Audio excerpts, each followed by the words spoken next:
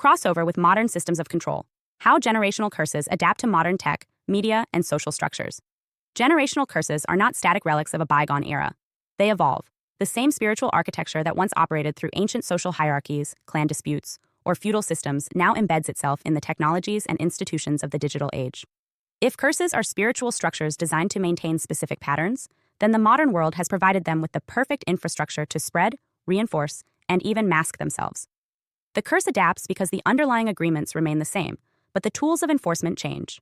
In the past, a curse might have been maintained through in-person community shaming, strict adherence to ritual, or isolation from outside influence. Today, the same outcome is achieved through algorithmic targeting, media conditioning, bureaucratic control systems, and digital echo chambers.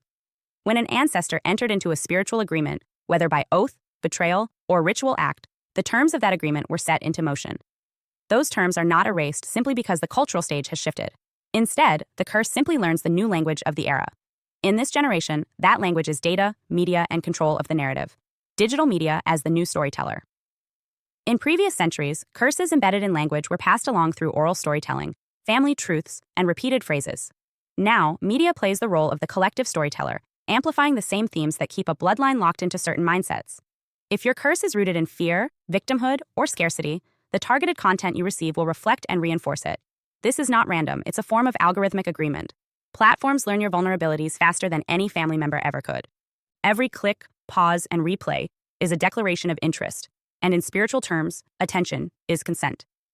The curse adapts by aligning its patterns with the platforms you use, ensuring the cycle remains uninterrupted. Institutional reinforcement curses also find a home in modern institutions, schools, healthcare systems, legal frameworks that operate with policies and biases which parallel the original curse terms. A bloodline marked for chronic illness, for example, may find itself funneled into medical systems that overtreat symptoms while under-addressing causes. A curse rooted in financial instability may manifest as repeated entanglement with predatory lending, unstable employment sectors, or legal disputes that drain resources. These systems don't need to know about the curse for it to work. They simply serve as structural mirrors for the agreements already in place. Tech as a gatekeeper. In the old world, a bloodline gatekeeper might have been a family elder controlling access to resources or marriage partners. In the new world, the gatekeeper can be a combination of algorithmic barriers, digital identity systems, and institutional permissions. Job applications filtered by AI, credit systems tied to data scoring, and even travel restrictions can mirror the curse's closed-door function, limiting movement and opportunity in ways that feel external but are spiritually aligned with the original pattern. Case example: the digital scarcity loop. A family whose curse was rooted in famine or resource theft may now experience a modern version through digital scarcity, constant financial instability despite working hard, online scams draining resources, or business algorithms deprioritizing their work. The pattern is the same. No matter how much they try to produce or earn, the flow is interrupted. The system decides they are not visible, credible, or profitable, echoing the original curse's denial of provision. Breaking the modern adaptation. Breaking the curse in the modern age requires identifying both the original spiritual agreement and its current-day expression. This is where mapping is crucial. Identify the original pattern in historical family events. Pinpoint the modern systems where the same dynamic now plays out.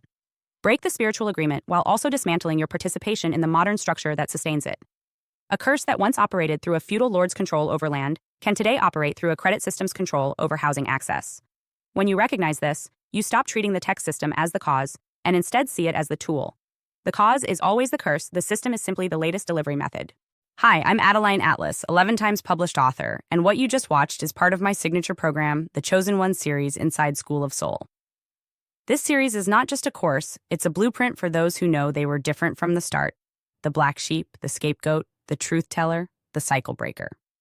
Inside, you'll discover the family roles playbook, the golden child, the scapegoat, the enabler, the lost child, and how to finally step out of the part you were cast in without consent. How the black sheep becomes the goat, turning rejection into radical transformation and leadership. How to break generational curses and rewrite ancestral contracts so the pain stops with you.